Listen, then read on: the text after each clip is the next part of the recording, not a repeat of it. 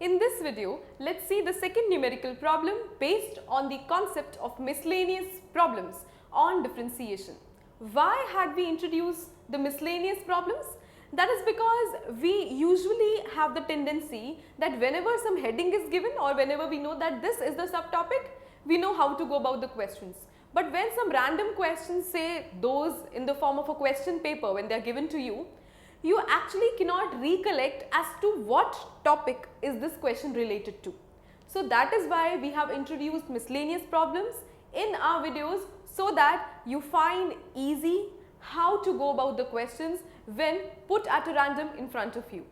So the question is, find the derivative of first and second part given with respect to x. That means you have to find the derivative with respect to x of sine square x cube and 5 pi square.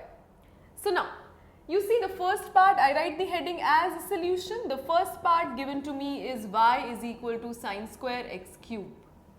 And now most of the people don't come to know what is this 2 related to and 3 related to. Let's make this question a bit more understandable.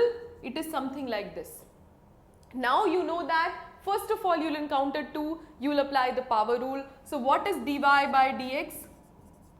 It is 2 which has to come in the front. Let's make it more clear.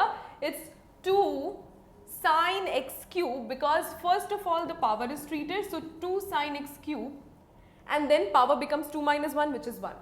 Then by chain rule, first you solve the power because the bracket was there, then you saw sine. What is the differentiation of sine? It is cos x cube.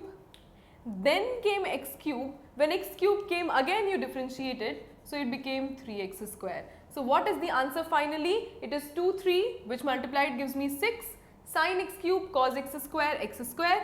So x square sine x cube cos x square, that is the answer. Let's move to the second part.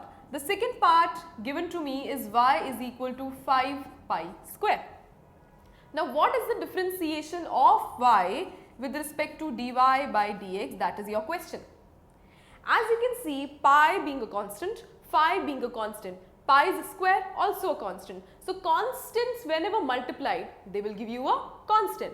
And what is the differentiation when constant is actually differentiated with respect to variable or x? It is nothing but 0. So the answer is 0 to this second question.